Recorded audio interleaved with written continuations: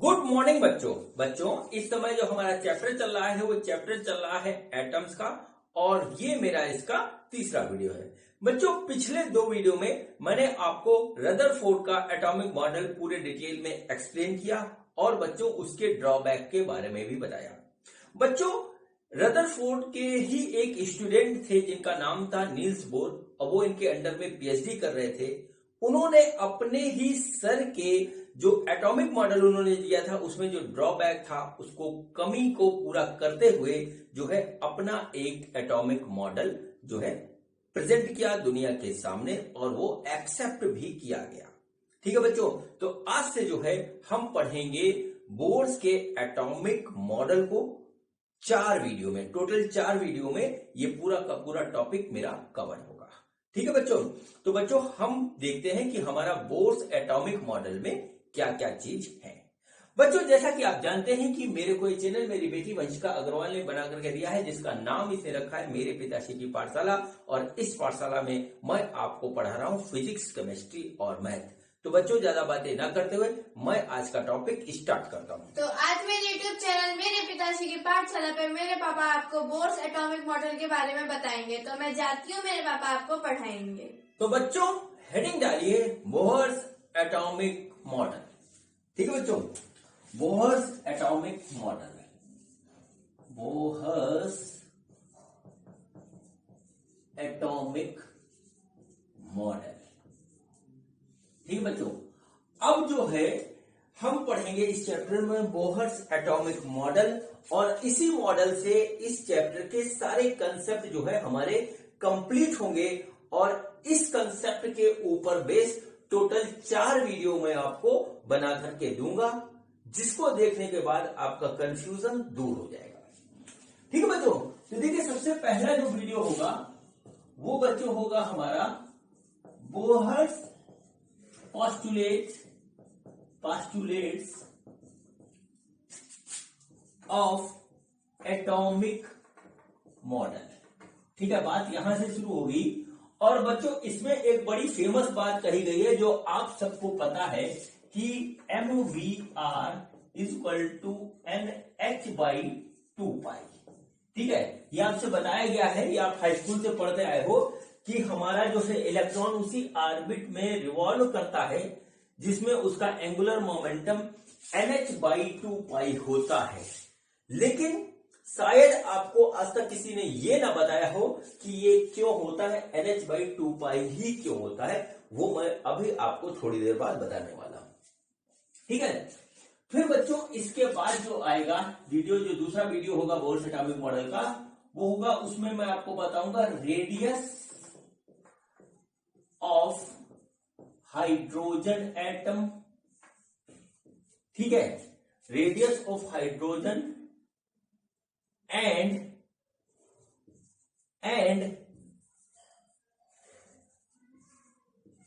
velocity of electron in hydrogen atom और hydrogen like atom, hydrogen like atom. बच्चों जैसा कि आपको पता है कि न्यूक्लियस होता है एटम में और न्यूक्लियस के चारों तरफ हमारा इलेक्ट्रॉन रिवॉल्व करता है।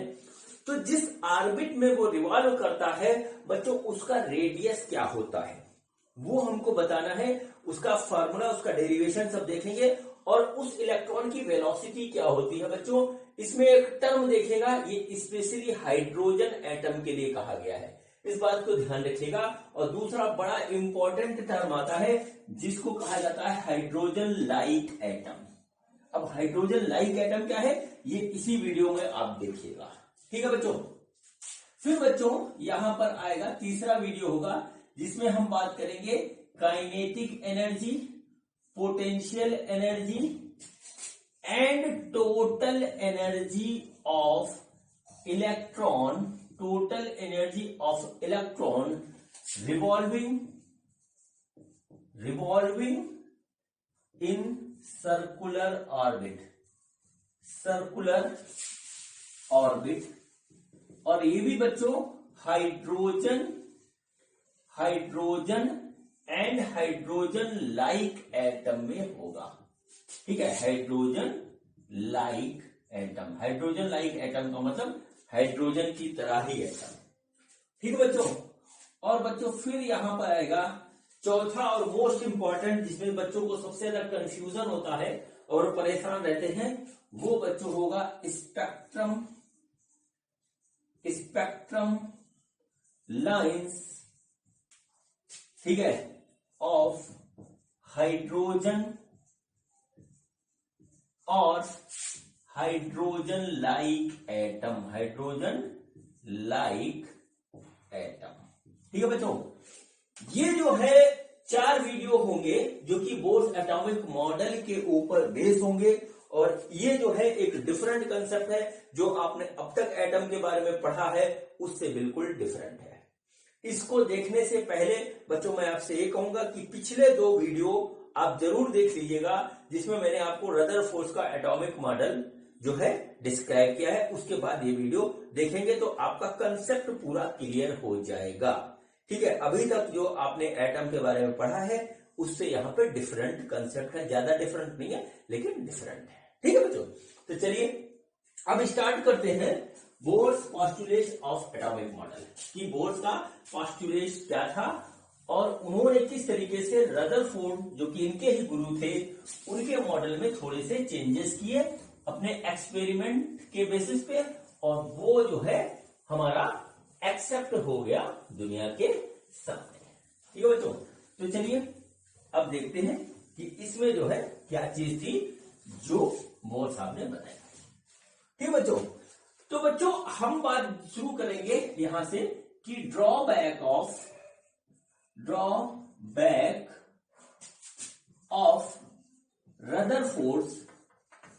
Rutherford's atomic model. ठीक है बच्चों, यहां से कहानी स्टार्ट होती है। ऐसा हुआ, रदरफोर्ड साहब ने न्यूक्लियस का कंसेप्ट दिया और ये बताया कि हमारा जो है सेंटर में न्यूक्लियस होता है, जिसमें पॉजिटिव चार्ज होता है और इलेक्ट्रॉन उसके चारों तरफ हमारा रिवॉल्व कर रहा होता है। ठीक, अब बच्चों इसके बाद जो है 2 तरीके के ऑब्जेक्शन जो है उठे। ठीक है, 2 ऑब्जेक्शन उठे और वो दोनों ही ऑब्जेक्शन बिल्कुल जो है जेन्युइन थे और उनका भी जवाब देना जरूरी था, लेकिन वो रदरफोर्ड साहब जो है उसका जवाब नहीं दे पाए। तो सबसे पहले देखिए वो ऑब्जेक्शन क्या था।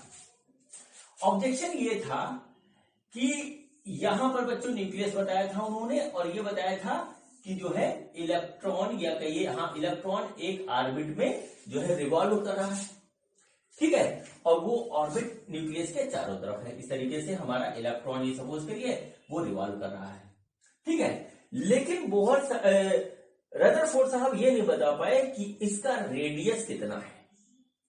पहली बात कि इसका रेडियस कितना है, ये न्यूक्लियस के सेंटर से कितनी दूरी पे रिवॉल्व कर रहा है। उन्होंने कहा कि रिवॉल्व कर रहा है।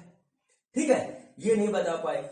और बच्चों चलिए ये एक बात अलग थी। दूसरी बात बच्चों जो आई यहां पर, वो बच्चों यहां से आई, वो बच्चों आई acceleration and velocity of electron. ठीक है, यहां पे ये हुआ कि अगर हमारा ये सर्कुलर मोशन में ये जो है घूम रहा है, तो बच्चों यहां पर एक्सीलरेशन हमारा होगा। ठीक है बच्चों, एक्सीलरेशन होगा और बच्चों यहां पर चेंज इन वेलोसिटी हो रही होगी। ये बात बिल्कुल यहां से साफ साफ क्लियर है, क्योंकि सर्कुलर मोशन में हमारा एक्सीलरेशन होता ही होता है। ये बात आपको पता है अच्छी तरीके से।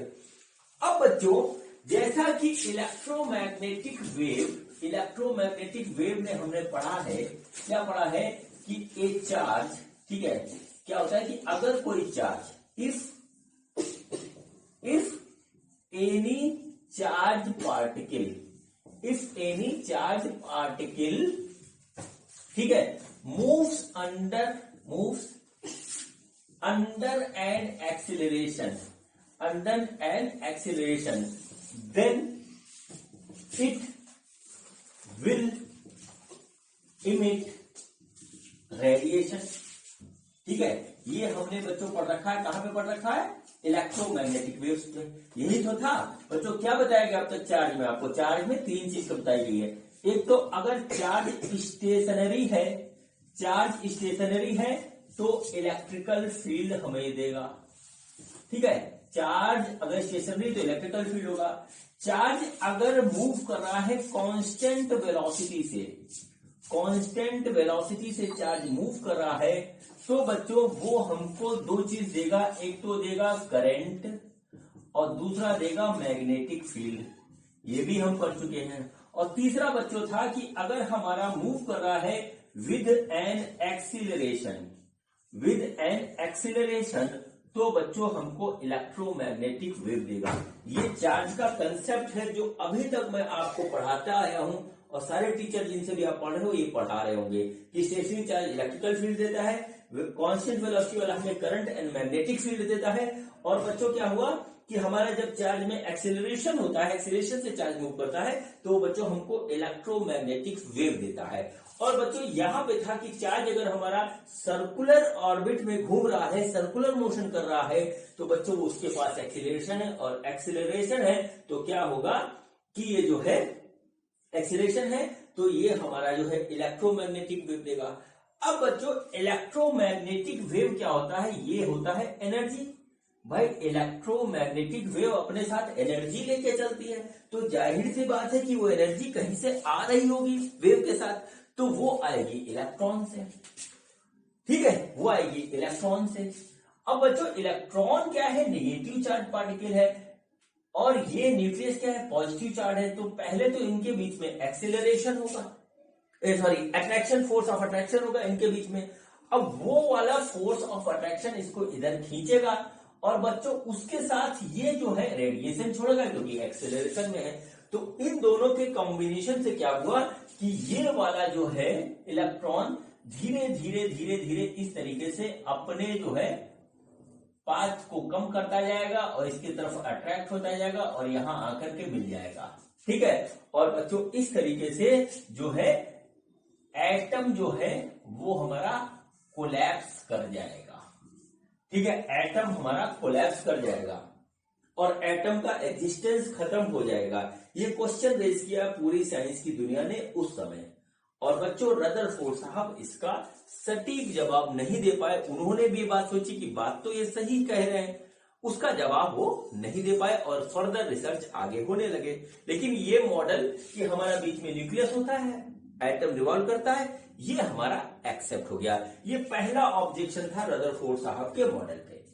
बच्चों दूसरा ऑब्जेक्शन क्या था वो सुनिए। दूसरा ऑब्जेक्शन ये था बच्चों कि हमारा जो है एटम को यदि हम एनर्जी दें और एटम को एटम से यदि हमें एनर्जी मिले, दो कंडीशन होती है। ठीक है, एटम को यदि हम एनर्जी दें या एटम से हम एनर्जी लें तो देखिए क्या होता है। देखिए जितने भी तरह के मटेरियल हैं इस वर्ल्ड में, ठीक है, उनका बेसिक क्या है? एटम है। ठीक है, उनका बेसिक क्या है? एटम है। अब इस एटम से कोई एक पर्टिकुलर एटम हमने ले लिया और बच्चों क्या हुआ कि उससे हमने एनर्जी ली, मतलब उससे हमने एनर्जी निकाली तो हमको मिली एनर्जी, तो इस चीज को बोलते हैं इमिशन। ठीक है, इमिशन, वहां से एनर्जी का इमिशन हुआ। तो बच्चों उस कंडीशन में क्या होता है? इमिशन मिलता है हमको, तो बच्चों वो मिलता है इलेक्ट्रोमैग्नेटिक वेव के फॉर्म में। ठीक है बच्चों, तो क्या होता है? इस इलेक्ट्रोमैग्नेटिक वेव की वेवलेंथ होती है। ठीक है, वेवलेंथ होती है। और बच्चों ये वेवलेंथ जो होती है वो बच्चों होती बिल्कुल फिक्स। जैसे एग्जांपल ले रहे हैं, ये एग्जांपल आपको समझाने के लिए है। जैसे सपोज करिए पहले हमको 100 एंगस्ट्रॉम की मिली, फिर 300 एंगस्ट्रॉम की मिली, फिर बच्चों हमें मिली 800 एंगस्ट्रॉम की और बच्चों फिर मिली 1000 एंगस्ट्रॉम की। इस तरीके से हमको जो है इलेक्ट्रोमैग्नेटिक वेव मिली जिसकी वेवलेंथ ऐसे थी। और बच्चों क्या था? 100 के बाद 300, 300 के बाद 800, 800 के बाद 1000, इस तरीके से हमको मिल रही थी वेवलेंथ उस इलेक्ट्रोमैग्नेटिक वेव की जो हमें उस एटम से मिल रही थी जिससे हम एनर्जी ले रहे थे, यानी एटम इमिशन कर रहा था एनर्जी का। बच्चों इसमें क्या था कि इसके बाद ये, इसके बाद ये, इसके बाद ये मिलना था, और जब ऐसा पैटर्न होता है तो बच्चों इसको बोलते हैं डिस्क्रीट वेवलेंथ। ठीक है, डिस्क्रीट वेवलेंथ मतलब फिक्स और एक सर्टेन इंटरवल में, इसको डिस्क्रीट बोलते हैं। तो इस तरीके से ये दे रहा था।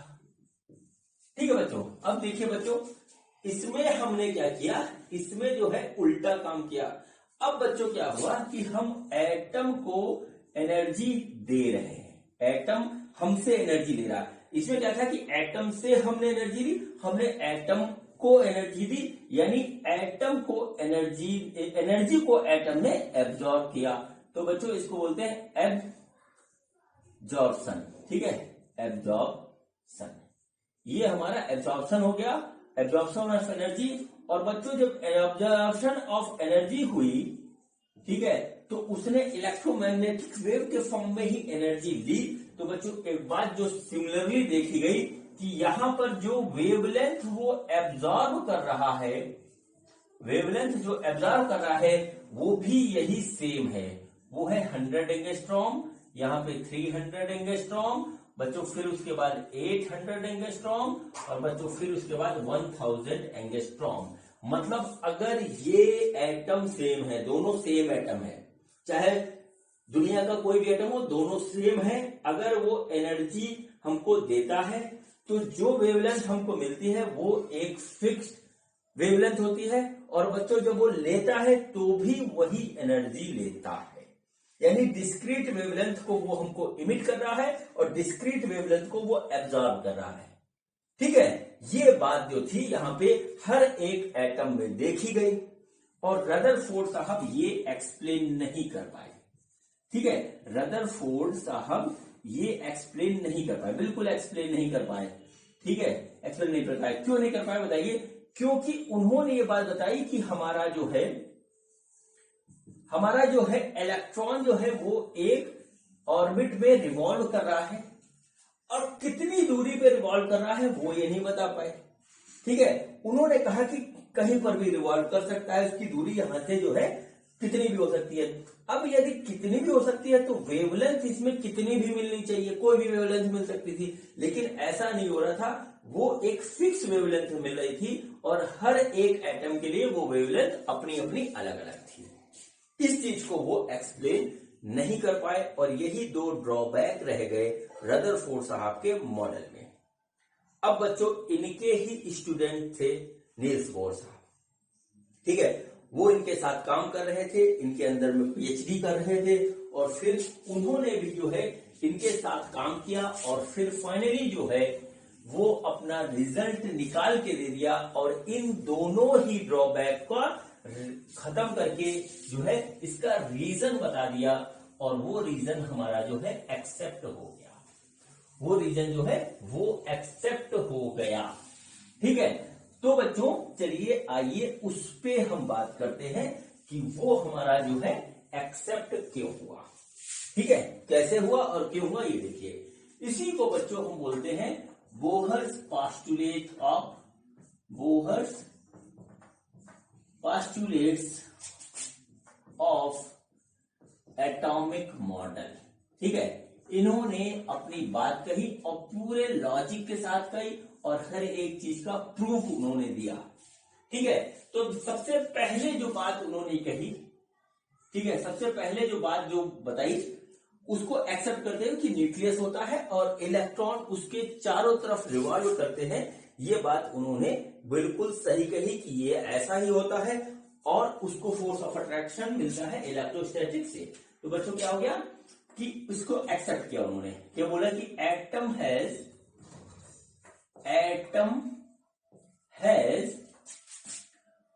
Positive charge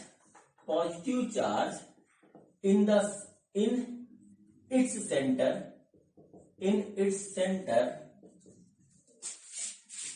in a very small space, in a very small space, and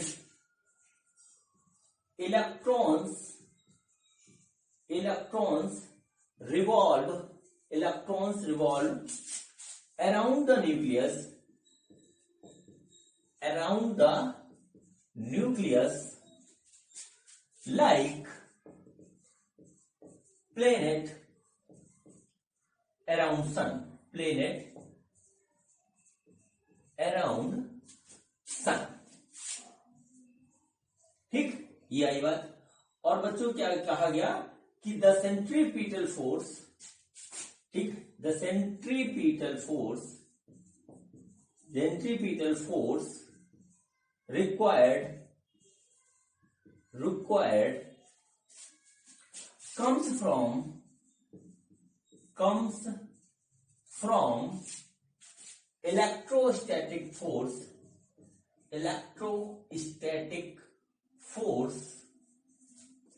between nucleus and electron. ये बच्चों बात जो है सबसे पहले बताई थी रदरफोर्ड साहब ने, और इन्होंने इसको जो है कहा भी कि हाँ ऐसा ही होता है। और उसको इलेक्ट्रोस्टैटिक फोर्स जो मिल रहा है वो जो बच्चों फोर्स ऑफ सेंट्रीपिटल फोर्स जो मिल रहा है सर्कुलर मोशन करने के लिए, वो इलेक्ट्रोस्टैटिक फोर्स ऑफ अट्रैक्शन से मिल रहा है, जो कि नेगेटिव और पॉजिटिव चार्ज के बीच में होता है। ठीक है, अब बच्चों दूसरी बात जो थी वो बड़ी इंपॉर्टेंट थी, जो उन्होंने दूसरी बात बताई। ठीक है, वो ये बात बताई कि electrons revolves in a fixed orbits. ठीक है, fix orbits around the nucleus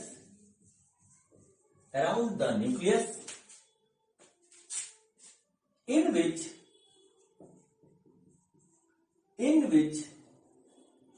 it doesn't radiate any energy. It does not radiate any energy। जहां पर ये घूमता है वहां पर बच्चों वहां से कोई भी एनर्जी ये निकालता नहीं है, रेडिएशन के फॉर्म में ये नहीं निकालता, और वो ऑर्बिट हमारी जो है बिल्कुल फिक्स होती है। ये बात इन्होंने कही और ये बहुत ही बड़ी बात थी, क्योंकि हमारा कंसेप्ट ये कहता है कि अगर कोई चीज एक्सेलरेशन में रहेगी, कोई चार्ज पार्टिकल हमारा एक्सेलरेशन में रहेगा, तो वो हमें इलेक्ट्रोमैग्नेटिक वेव देगा, यानी कि एनर्जी देगा। और इन्होंने कहा कि यहां पे ऐसा नहीं होता है। ठीक है, तो इनसे पूछा गया कि ऐसा क्यों नहीं होता है, तो उन्होंने एक बात बताई। ठीक है, उन्होंने एक बात बताई क्वांटम कंडीशन की। सबसे पहले वर्ड यूज हुआ क्वांटम कंडीशन। ठीक है, क्वांटम कंडीशन। चलिए, इसके बाद वाले में क्वांटम कंडीशन में एक्सप्लेन करूंगा। और बच्चों जो रदरफोर्ड साहब अपना ये मॉडल दे रहे थे, अपना ये पोस्टुलेट दे रहे थे, उसमें उन्होंने दो लोगों की थ्योरी का यूज किया। एक तो अपने ही गुरु रदरफोर्ड साहब का, और दूसरा प्लैंक क्वांटम थ्योरी का भी यूज किया था। वहीं से ये लेकर के इसको आए थे। बोले कि जब हम स्टडी कर रहे हैं, किसकी स्टडी कर रहे हैं, इलेक्ट्रॉन की, प्रोटॉन की, न्यूट्रॉन की, या जितने भी छोटी छोटी पार्टिकल की स्टडी कर रहे हैं, तो वहां पर बच्चों क्या होता है, वहां पर एक अलग टाइप की प्रॉपर्टी भी होती है। अलग टाइप की प्रॉपर्टी भी होती है, जहां पर बच्चों जो अब तक हमने जो मैकेनिक्स पढ़ी है, जिसको हम बोलते हैं क्लासिकल मैकेनिक्स, जो अब तक हम मैकेनिक्स पढ़ के आए फर्स्ट ईयर में, वो एंड क्लासिकल इलेक्ट्रोमैग्नेटिज्म। ठीक है, इलेक्ट्रोमैग्नेटिज्म यानी कि मैकेनिक्स और इलेक्ट्रोमैग्नेटिज्म अब तक जो हमने पढ़ी है, जो दुनिया जानती है, उसके लॉ से अलग लॉ यहां पे लगता है, क्योंकि यहां पे पार्टिकल बहुत छोटा है। यहां पे पार्टिकल बहुत छोटा है, इस वजह से ऐसा अलग लॉ होते हैं जो कि अब तक उससे मिलते नहीं। यानी कि यहां पर कुछ ऐसी कंडीशन है जहां पर वो रूल फॉलो नहीं होता कि अगर एक चार्ज पार्टिकल हमारा रिवॉल्व कर रहा है एक्सेलरेशन में, तो वो इलेक्ट्रोमैग्नेटिक वेव रेडिएट करेगा। यहां पर आकर के वो रूल फॉलो नहीं होता। अभी मैं आगे बताऊंगा क्यों नहीं फॉलो होता। ठीक है बच्चों, और इन्होंने भी बताया था। अब देखिए मैं आपको यहां से थोड़ा सा हट करके एक बात बताता हूं, ये बात बिल्कुल सही है और कैसे सही मैं आपको बताता हूं। देखिए क्या होता है कि न्यूक्लियस का आपको पता ही कि अंदर प्रोटॉन होते हैं, जो ये न्यूक्लियस हो गया, proton proton proton proton proton proton proton proton, खूब ढेर सारे प्रोटॉन कहाँ इकट्ठा है, न्यूक्लियस में इकट्ठा है बच्चों, है। अब बच्चों आपको पता है कि लाइक चार्जेस है, तो बच्चों क्या हुआ कि इनके बीच में फोर्स ऑफ रिपल्सन होगा, ठीक है, फोर्स ऑफ रिपल्सन होगा। अब इतने ढेर सारे प्रोटॉन 80 प्रोटॉन न्यूक्लियस में होते हैं, ठीक है, तो बच्चों क्या हुआ, इसको तो फट जाना चाहिए ना, रिपल्सन के कारण इसको फट जाना चाहिए, न्यूक्लियस का एग्जिस्टेंस ही खत्म हो जाना चाहिए।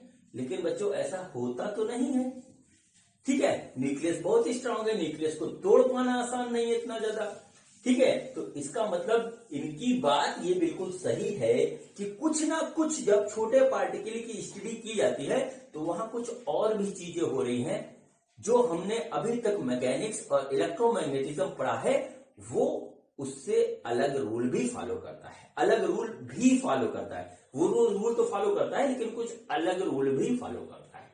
ये यहां से बात आपके समझ में आ गई होगी। और बच्चों जब न्यूक्लियस पढ़ाऊंगा तो ये बताऊंगा कि ये इतने प्रोटॉन होने के बावजूद भी ये फटता क्यों नहीं है, वहां पे क्यों स्टेबल रहता है, ठीक है। तो ये बात उन्होंने यहां पे बता दी। अब बच्चों यहां से एक तीसरी बात कही इन्होंने, वो बात ये कही कि इलेक्ट्रॉन रिवॉल्व्स, ठीक है, इन ए फिक्स्ड ऑर्बिट, इसको हम बोलते हैं स्टेशनरी ऑर्बिट, एंड बच्चों इसको यहां पर एक नाम दिया जाता है कि फिक्स्ड एनर्जी लेवल, और ये बच्चों इंपॉर्टेंट है, ये टर्म एनर्जी लेवल का इंपॉर्टेंट है। मतलब क्या हुआ कि जिस भी ऑर्बिट में इलेक्ट्रॉन हमारा रिवॉल्व कर रहा है, उस ऑर्बिट में इलेक्ट्रॉन की एक एनर्जी होती है, उसको हम एनर्जी लेवल बोलते हैं, और वो बिल्कुल फिक्स है। वो हमारी एनर्जी लेवल अपने आप ना तो कम होगी और ना बढ़ेगी, अपने आप। अगर कम होगी या बढ़ेगी तो उसके पीछे एक कंडीशन आता है, वो कंडीशन मैं आपको बताऊंगा। तो ये बात उन्होंने कही, ठीक है बच्चों। और बच्चों फिर इसके बाद वो फेमस बात आती है जिसको आप काफी समय से पढ़ने आए हो, कि ये जो फिक्स ऑर्बिट होता है, this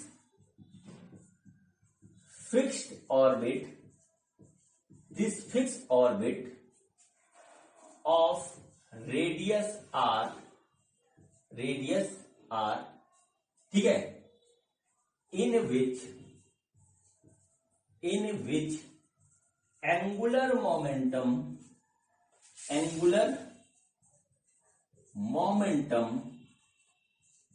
of electron is equal to nh/2π। अब इसी का ऑपरेशन करेंगे nh/2π का, ठीक है। देखिएगा ये आए कहां से, मतलब क्या हुआ कि इन्होंने कहा कि फिक्स ऑर्बिट में काम करता है, घूमता है, फिक्स ऑर्बिट में जो है ये रिवॉल्व करता है, जिसकी एनर्जी लेवल जो है फिक्स होती है, वहीं पे रिवॉल्व करेगा। ये बात इन्होंने बताई, और बताई कि उसका रेडियस अगर r है तो उसमें घूमने वाले इलेक्ट्रॉन का एंगुलर मोमेंटम जो है वो nh/2π के बराबर होगा। यानी कि यहां पे हुआ एंगुलर मोमेंटम L = nh/2π, और ये L होता है mvr = nh/2π।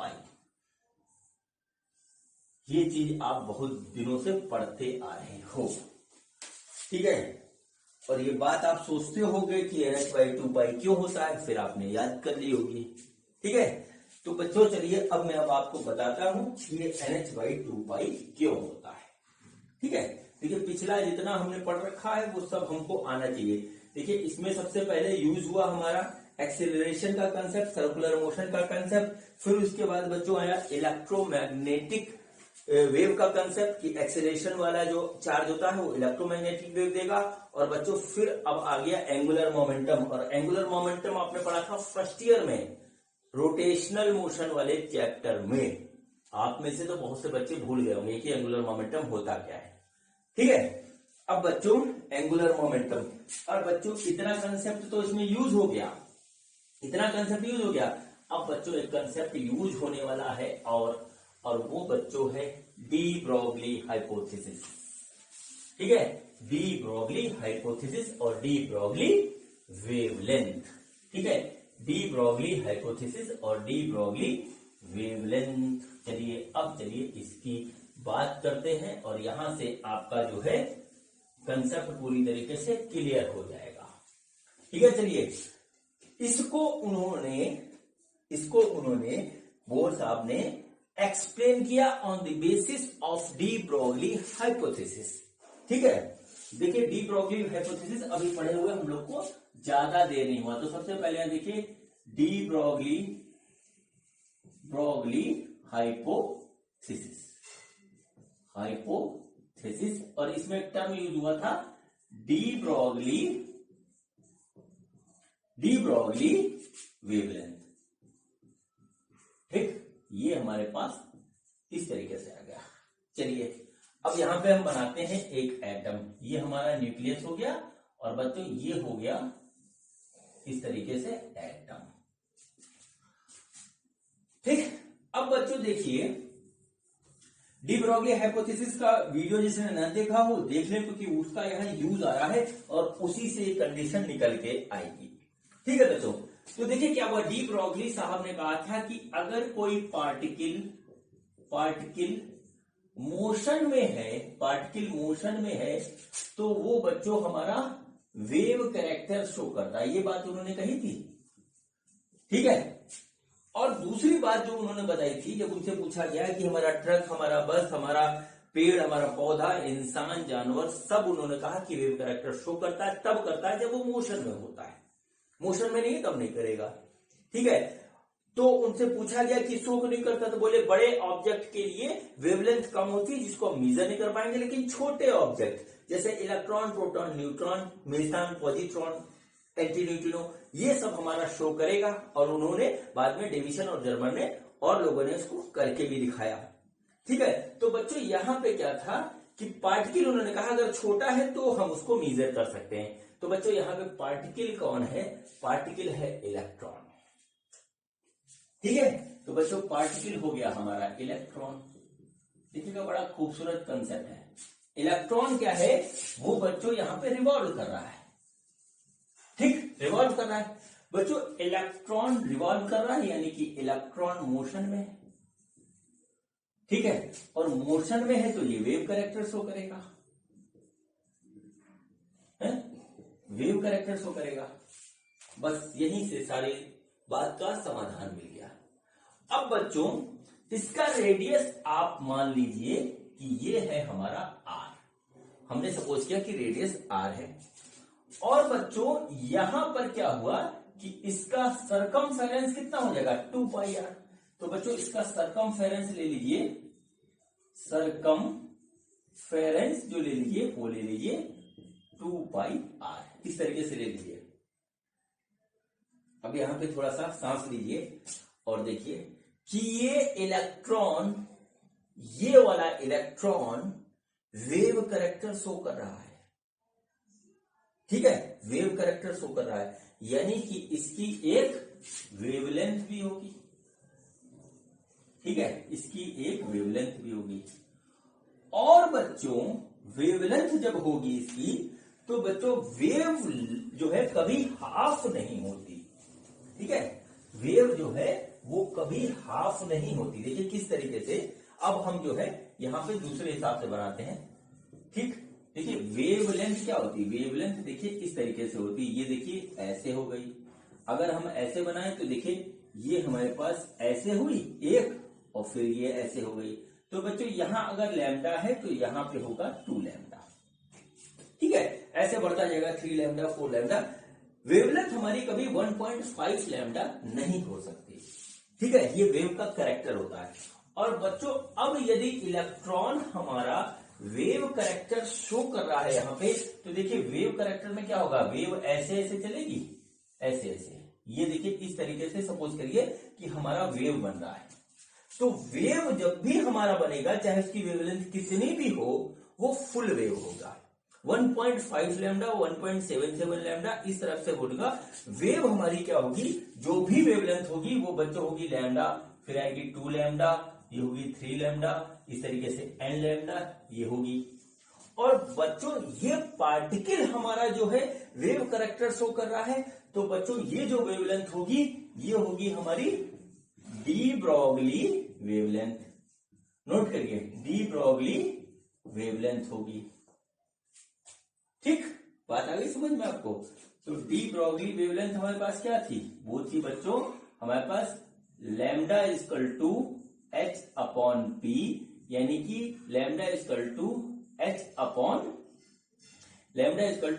अपॉन एमवी, जहां m पार्टिकल का मास यानी इलेक्ट्रॉन का मास और v बच्चों वेलोसिटी ऑफ इलेक्ट्रॉन यहां पे हो गया। ठीक है बच्चों, ये इस तरीके से ये हमको ऐसे शो कर रहा है। ये देखिए ये पूरी वेवलेंथ हो गई यहां से, यानी कि ये सरकमफेरेंस हमको दे रहा है, बहुत महीन होगा, ये हमको सरकमफेरेंस दे रहा है। इसको अगर हम पूरा मेजर करेंगे तो सरकमफेरेंस दे रहा है, और सरकमफेरेंस बच्चों क्या आया था, वो ये आया था, कितना आया था, 2πr। ठीक है, मतलब बिल्कुल महीन सा वेव ऐसे से बनेगा, लेकिन वो घूमेगा इसी में इस तरीके से। तो इसको और इसको कंपेयर कर दीजिए, तो बच्चों सरकमफेरेंस हमारा क्या आया था, इतना आया था। अब बच्चों डी ब्रॉगली वेवलेंथ में या तो हमारा जो सरकमफेरेंस होगा वो बच्चों 2πr इक्वल टू लैम्डा होगा, या होगा 2πr इक्वल टू 2 लैम्डा होगा, या होगा 2πr इक्वल टू 3 लैम्डा होगा, या बच्चों हमारे पास इस तरीके से जो होगा 2πr जो है होगा वो होगा n लैम्डा। नोट कर लीजिए इस तरीके से, ठीक है, ये n लैम्डा होगा। अब बच्चों देखिए क्या हुआ, हम इसी को लेके चलते हैं, n की वैल्यू 1 2 3 4 5 ऐसे हो रही है। तो बच्चों यहाँ पे क्या हुआ कि ये 2πr हमारा हो गया n लैम्डा, और लैम्डा है de Broglie wavelength. De Broglie wavelength बच्चों हुई h/mv, तो इस h/mv को यहां रख दीजिए, h/mv, और ये बच्चों हो गया 2πr। बच्चों हम क्या करते हैं, mv का मल्टीप्लीकेशन इधर करते हैं और 2π को इधर रख देते हैं। तो बच्चों क्या हुआ, ये हो गया mv/r इक्वल टू nh/2π। ये बच्चों वो रीजन था जहां से जो है बोर साहब अपने मॉडल को प्रेजेंट करने में और उसकी कहीं अपनी हर एक बात को सिद्ध करने में कामयाब हो गए। उन्होंने जो है कितनी चीजों का यूज किया, सर्कुलर मोशन के कंसेप्ट का यूज किया, इलेक्ट्रोमैग्नेटिज्म के कंसेप्ट का यूज किया, इलेक्ट्रोमैग्नेटिक वेव के कंसेप्ट का यूज किया। ठीक है बच्चों, और बच्चों फिर उसके बाद जो है डी ब्रॉगली वेवलेंथ का यूज किया, और सबको कंबाइन करके काफी मेहनत के बाद उन्होंने ये जो है हमको दे दिया। और उन्होंने ये कहा कि जब कभी भी ऐसी कंडीशन होगी कि हमारा इलेक्ट्रॉन वेव कैरेक्टर शो कर रहा होगा और वो रिवॉल्व कर रहा होगा, उस कंडीशन में हमारा इलेक्ट्रॉन कोई भी एनर्जी रेडिएट नहीं करेगा, वहां से कोई भी जो है रेडिएशन नहीं निकलेगा, और वो फिक्स एनर्जी से रेडिएट करेगा। इसीलिए इसको बोला गया फिक्स ऑर्बिट, स्टेशनरी ऑर्बिट, और बच्चों फिक्स एनर्जी लेवल। यहां से बच्चों ये चीज प्रूव हो गई। और इसके बाद इन्होंने ये भी बताया कि ये क्वांटम मैकेनिक्स का पार्ट है, और क्वांटम मैकेनिक्स जो है थोड़ी सी अलग चलती है बड़े बड़े ऑब्जेक्ट के मैकेनिक्स से। क्वांटम में जो इलेक्ट्रोमैग्नेटिज्म यूज होता है वो थोड़ा सा अलग होता है बड़े बड़े जो है ऑब्जेक्ट हमने जो इलेक्ट्रोमैग्नेटिज्म में पढ़े उससे, लेकिन वो भी फॉलो होता है और इसके अपने एक अलग रूल है। इस तरीके से वो अपना जो है मॉडल देने में सक्सेसफुल हुए। अब बच्चों यहां पर जो है बात आती है अगली, और वो आती है हमारी एनर्जी लेवल की। ठीक है, एनर्जी लेवल की। तो बच्चों यहां से जो बात उन्होंने एनर्जी लेवल की जो अब कही उसको सुनिएगा, और इससे आपका स्पेक्ट्रम का जो इसका लास्ट कंसेप्ट होगा वो आपका क्लियर हो जाएगा, ध्यान रखिएगा। ठीक है, हम हाइड्रोजन का ही एटम लेते हैं बच्चों। ये क्या हुआ, ये हो गया न्यूक्लियस, और बच्चों ये हो गया हाइड्रोजन का एक ऑर्बिट। ये बात उन्होंने बताई और बोले कि इसमें जो इलेक्ट्रॉन है वो बच्चों उसकी एनर्जी सपोज करिए E1 है, ऐसे मान लीजिए E1 है। ठीक है, अब बच्चों ये एनर्जी लेवल फिक्स हो गई, ये तो बदलेगी नहीं। लेकिन अब यदि हम इसको बाहर से एनर्जी देते हैं तो इस इलेक्ट्रॉन की एनर्जी बढ़ जाएगी, और बच्चों ये सेकंड एनर्जी लेवल में पहुंच जाएगा, और ये जो है इस तरीके से दूसरे ऑर्बिट में रिवॉल्व करने लगेगा, और ये इलेक्ट्रॉन यहां से निकल जाएगा। ठीक है, ये इलेक्ट्रॉन से निकल जाएगा, इसका रेडियस बढ़ जाएगा, और बच्चों अब ये हो जाएगा एनर्जी लेवल 2। ठीक है, ये सेकंड एनर्जी लेवल हो जाएगा। ये बात उन्होंने बताई। तो बच्चों इसकी एनर्जी क्या हुई, ज्यादा हुई क्योंकि हमने एनर्जी दी है, इसकी एनर्जी लेस हुई। और बच्चों यदि हम E2 ज्यादा में से कम वाला घटाएंगे तो बच्चों एक एनर्जी हमको मिलेगी। ठीक है, एक एनर्जी हमको यहाँ पे मतलब होगी जो हमने दी, इसको जो एनर्जी हमने दी वो पता लग जाएगी, और इसकी वैल्यू होगी h न्यू। ठीक है, जहां पे न्यू फ्रीक्वेंसी होगी उस वेव की जिस वेव की एनर्जी हमने इसको दी। ये बात इन्होंने बताई। और बच्चों इसका उल्टा बताया। सपोज करिए कि ये हमारा एक एनर्जी लेवल पे इलेक्ट्रॉन था, E2 पे इलेक्ट्रॉन था जो कि मोर एनर्जी है पहले से, और किसी कारण से इस इलेक्ट्रॉन की एनर्जी कम हुई, तो एनर्जी कम होने पे ये अगले फिक्स्ड ऑर्बिट में आ जाएगा, और ये ऑर्बिट खत्म हो जाएगा इस तरीके से। ठीक है, ये खत्म हो जाएगा, और यहां पे आ जाएगा E1, यहां पे आ गया। अब बच्चों E1 जो है वो हुआ लेस एनर्जी लेवल। तो बच्चों अब E2 माइनस E1 जो है इतनी एनर्जी हमको मिलेगी, और बच्चों ये एनर्जी हमको मिलेगी रेडिएशन के फॉर्म में, जिसके रेडिएशन की एनर्जी इतनी होगी, जहां पे न्यू होगा फ्रीक्वेंसी ऑफ रेडिएशन।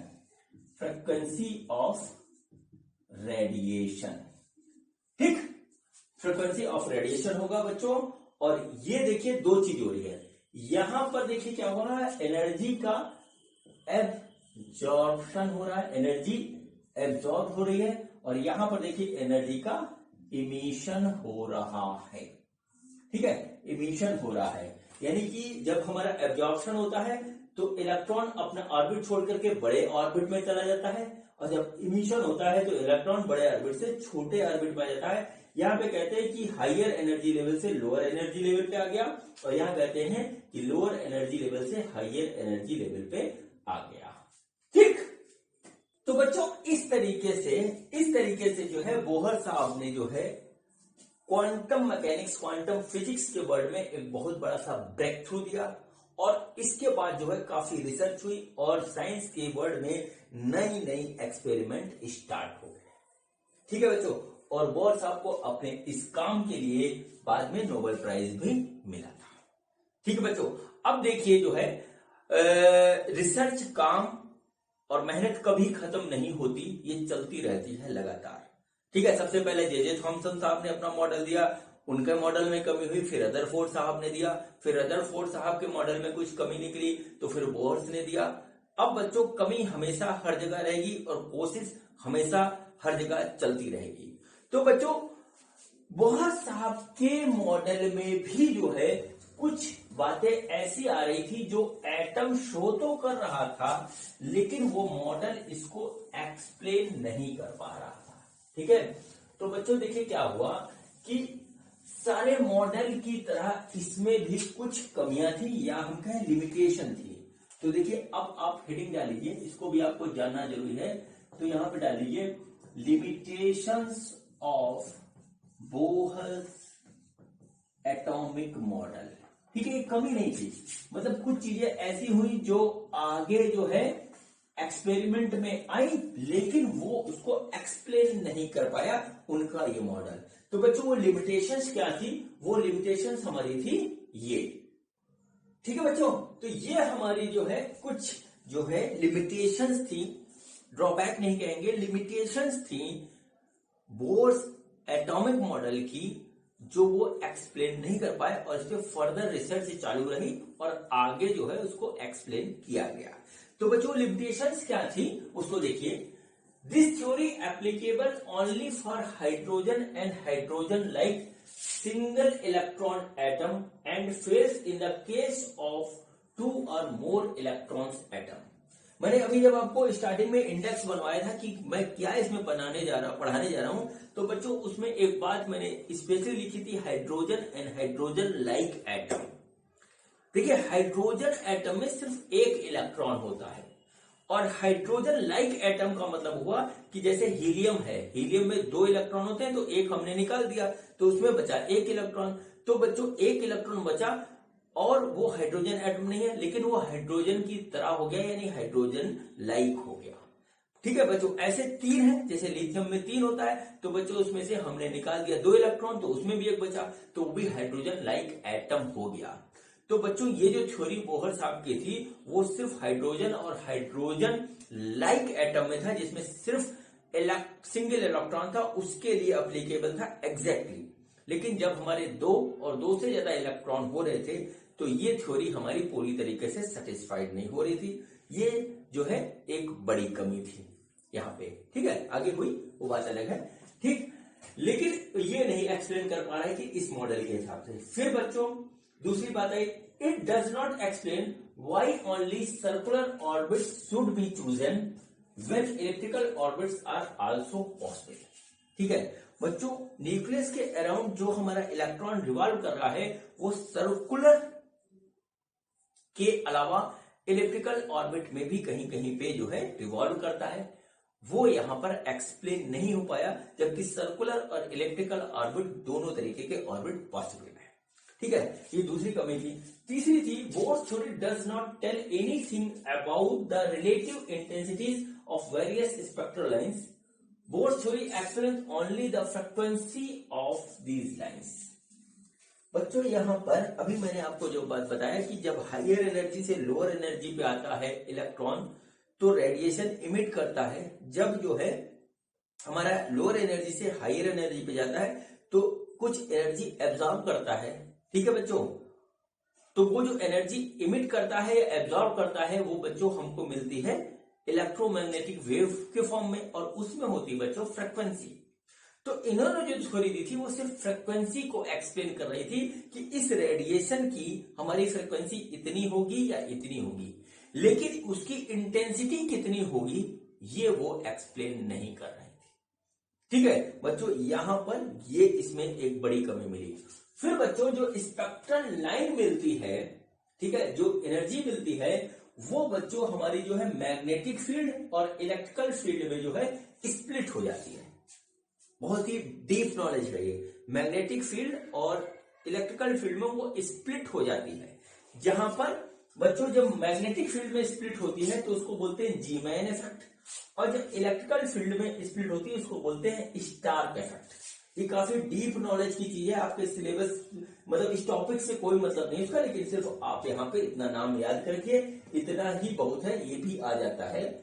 ठीक है, जीमैन इफेक्ट और स्टार्क इफेक्ट को बोर्स एटॉमिक मॉडल जो है एक्सप्लेन नहीं कर पाया, ये सिर्फ इतना ही पूछ लिया जाता है। ठीक, तो बच्चों ये भी जीमैन इफेक्ट और स्टार्क इफेक्ट को जो है बोर्स एटॉमिक मॉडल एक्सप्लेन नहीं कर पाया। ये इसकी कुछ लिमिटेशंस थी, लेकिन लिमिटेशंस होने के बावजूद भी बोर्स आपका एटॉमिक मॉडल एक बहुत बड़ा ब्रेक थ्रू था क्वांटम फिजिक्स की दुनिया में।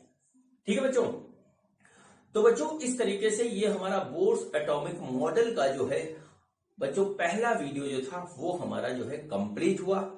और बच्चों अब हम इसमें आगे पढ़ेंगे hydrogen and hydrogen like atom के ऊपर बोर्स साहब ने किस तरीके से अपने इस कंसेप्ट को अप्लाई किया और किस तरीके से हाइड्रोजन और हाइड्रोजन लाइक एटम के ऑर्बिट का रेडियस निकाला और बच्चों उसमें रिवॉल्व करने वाले इलेक्ट्रॉन की वेलोसिटी निकाल करके हमको दी। ठीक है बच्चों, तो अगले वीडियो में हम इसको पढ़ने वाले हैं। तो बच्चों अब मिलते हैं हम अगले वीडियो में। ये वीडियो देखने के लिए आपका बहुत बहुत धन्यवाद। Thank you.